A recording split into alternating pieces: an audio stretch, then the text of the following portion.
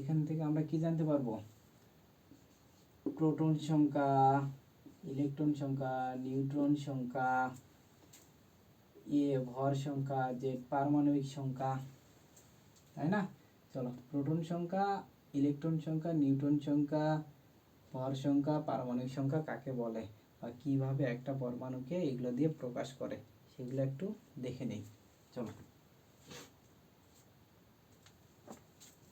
যেমন পর্যায় সারণীর 11 নম্বর sodium, sodium এর প্রোটন সংখ্যা কত? এর প্রোটন সংখ্যা 11, পারমাণবিক সংখ্যা কত?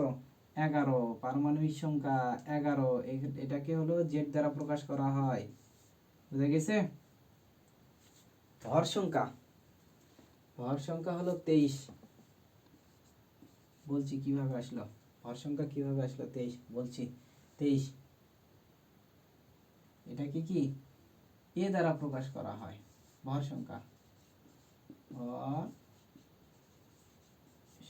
আর এটা কি পারমাণবিক সংখ্যা,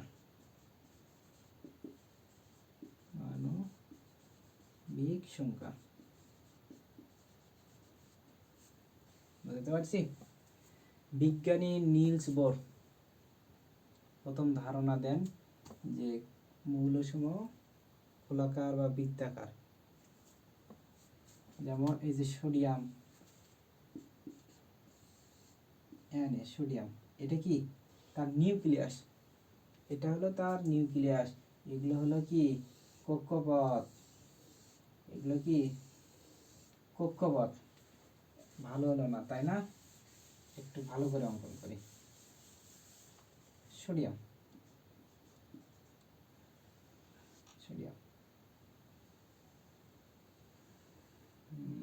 একটা,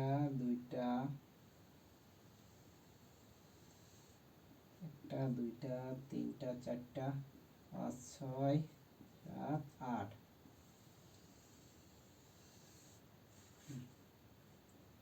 একটা সোডিয়ামের পারমাণবিক সংখ্যা 11, তার ইলেকট্রন সংখ্যা 11। দেখো তো 11টা হয়েছে কিনা? 1, 2, 3, 4, 5, 6, 7, 8, 9, 10, 11টা। এই যে এখানে এটা তার কি নিউক্লিয়াস, এটা তার কি নিউক্লিয়াস, পরমাণু নিউক্লিয়াস।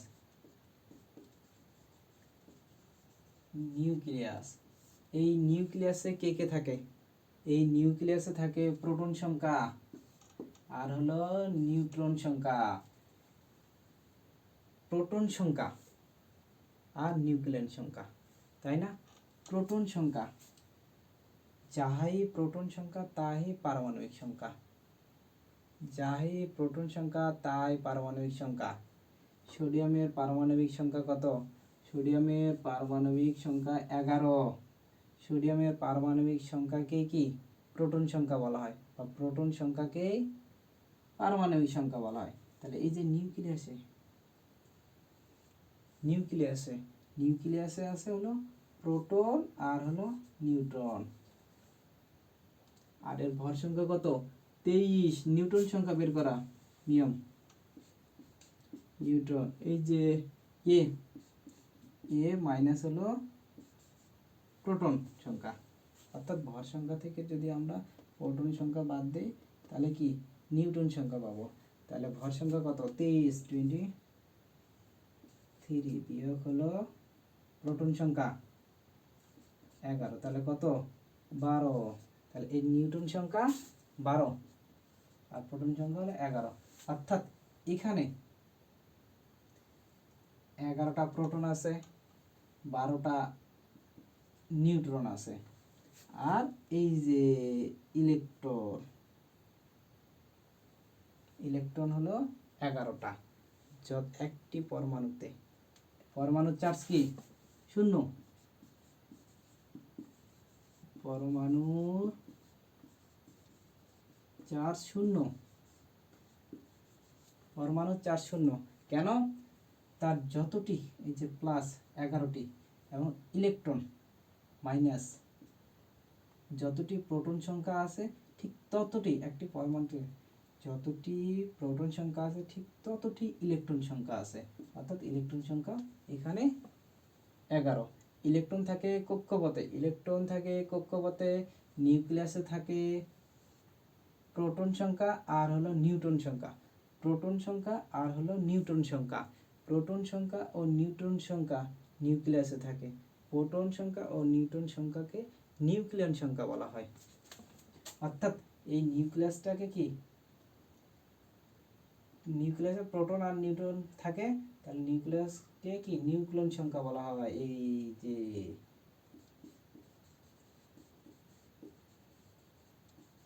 নিউক্লিয়ন সংখ্যা। আচ্ছা, তাহলে নিউক্লিয়ন সংখ্যা কি পি প্লাস এন। এবার হলো এই যে ভর সংখ্যা কত সোডিয়ামের 23, তাই না?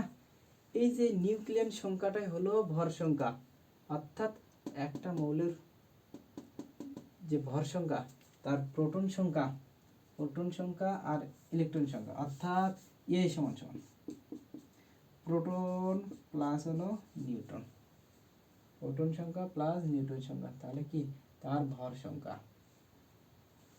ভর সংখ্যা মনে রাখার কিছু কিছু টেকনিক আছে, যেমন 1 থেকে 20 পর্যন্ত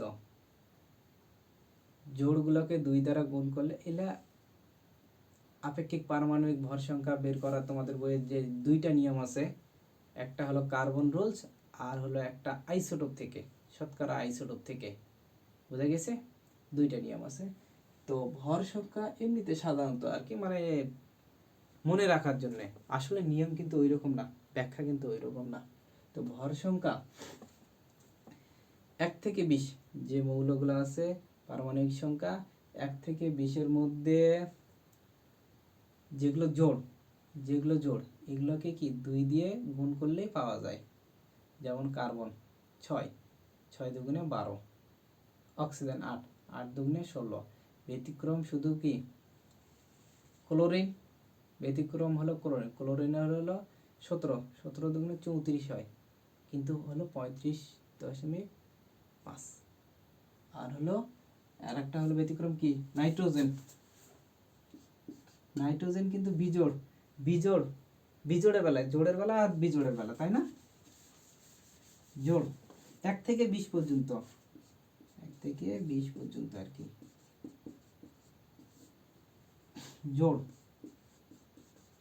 জোড় হলে কি করব 2 দিয়ে গুণ করব আর কি। আর বিজোড় হলে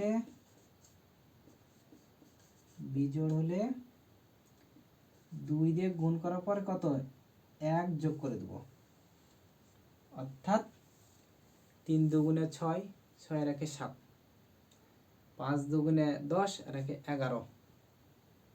বুঝতে পারছি?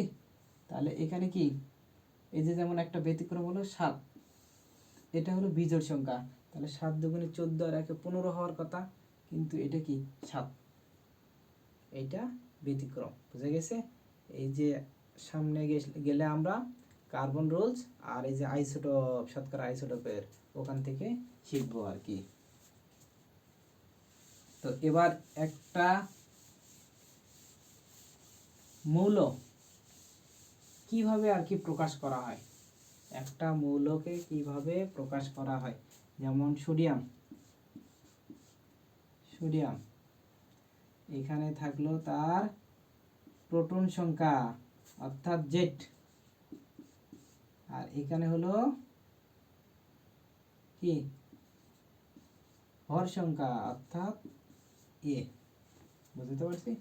প্রোটন সংখ্যা বা পারমাণবিক সংখ্যা কত 11, তার প্রোটন সংখ্যা 11, ইলেকট্রন সংখ্যা কত যতটি প্রোটন সংখ্যা ঠিক ততটি ইলেকট্রন সংখ্যা। তাহলে ইলেকট্রন সংখ্যা এই যদি এই মৌলের হিসেব করি, ইলেকট্রন সংখ্যা হলো 11, প্রোটন সংখ্যা হলো 11, আর ভর সংখ্যা হলো 23। এবার নিউটন সংখ্যা বের করার নিয়ম কি এ বিয়োগ পি, তাহলে এ কত 23 বিয়োগ পি হলো 11, তাহলে হলো 12। বুঝতে পারছি? আয়ন যদি হয় সেক্ষেত্রে একটু আলাদা, আয়ন যদি হয় সেক্ষেত্রে একটু আলাদা। যেমন সোডিয়াম প্লাস প্লাস আর হলো oxygen 2 minus, sodium plus oxygen 2 minus, magnesium 2 plus, aluminium 3 plus. এগুলো এই যে যে আয়নগুলো দেখতে পাচ্ছি চার্জ চার্জ, এগুলো কি ইলেকট্রন আদান প্রদান, ইলেকট্রন আদান প্রদানের জন্য এগুলো হয়ে থাকে। যেমন সোডিয়াম, এটা যদি হিসাব করি Na প্লাস, তাহলে এর প্রোটন সংখ্যা বা পারমাণবিক সংখ্যা কত 11, ভর সংখ্যা হলো 23, অর্থাৎ প্রোটন সংখ্যা হলো 11, ভর সংখ্যা এ হলো কি 23, জেড জেড কি পারমাণবিক সংখ্যা, এটা এটা একই, জেড পারমাণবিক সংখ্যা 11। এবার আসি নিউট্রন সংখ্যা, নিউট্রন সংখ্যা, নিউট্রন সংখ্যা কি 23 বিয়োগ হলো 11, তাহলে কি 12। এবার এটা এটা হলো ইলেকট্রনের আদান প্রদান। তাহলে ইলেকট্রনের ভিন্নতা ঘটতে পারে, ইলেকট্রন ইলেকট্রন ইলেকট্রন ইলেকট্রন যতটি প্রোটন সংখ্যা ঠিক ততটি ইলেকট্রন। তাহলে আগে সাধারণ অবস্থায় ছিল 11টি, কিন্তু এখন এই যে প্লাস, অর্থাৎ এই বড়লোক দান করে দিছে প্লাস ধনাত্মক দান করে দিছে বড়লোক মানুষ। তাহলে কয়টা, একটা, একটা যদি দান করে তাহলে 11 থেকে 11 বিয়োগ হলো 1, দান করে দিছে যেহেতু, তাহলে কত 10, ইলেকট্রন সংখ্যা 10। যদি এটার হিসাব করি তাহলে এর প্রোটন সংখ্যা কত বা পারমাণবিক সংখ্যা 8,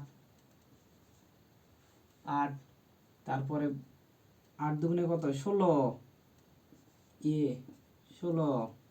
এবার প্রোটন সংখ্যা, এবার নিউট্রন সংখ্যা, নিউট্রন সংখ্যা কত 16 বিয়োগ 8, 8, 16 বিয়োগ 8। এবার হলো ইলেকট্রন সংখ্যা, ইলেকট্রন সংখ্যা, ইলেকট্রন এই যে মাইনাস, এই গরিব মানুষ, এই গরিব মানুষ, এই কি মানুষের থেকে ন্যায় গরিব মানুষ, মানে ঋণী হয়ে আছে, বুঝতে পারছো, ঋণাত্মক মানে ঋণী হয়ে আছে আর কি, এই ঋণী হয়ে আছে কয়টা, 2টা ইলেকট্রন ঋণী হয়ে আছে। মানে ঋণী মানে কি নিজে খাইয়ে রাখছে, নিজে খাইয়ে রাখছে ঋণী।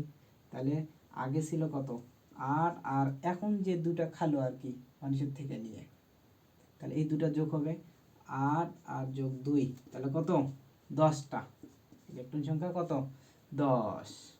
ওকে, তাহলে আজকে আমাদের এই যে 1 থেকে 6 পর্যন্ত টপিক সবগুলো সুন্দরভাবে কমপ্লিট করতে পারছি। এর পরেরগুলো ঠিক এইরকম করে সুন্দর মতো কমপ্লিট করব। আশা রাখি সবগুলোই, মানে রসায়ন বইয়ের যতগুলো অধ্যায় আছে সব কমপ্লিট করে দেব। তবে 26 ব্যাচকে সামনে রেখে, 26 ব্যাচকে সামনে রেখে শর্ট, মানে শর্ট যেটা সিলেবাস ওগুলো আগে কমপ্লিট করব, তারপরে বাকিগুলো। ঠিক আছে, এটা এমনভাবে করাচ্ছি যে এসএসসি 26, 27 সবার জন্য, বেসিক থেকে একদম অ্যাডভান্স পর্যন্ত। তো আজকের মধ্যে এখান থেকে খোদা হাফেজ।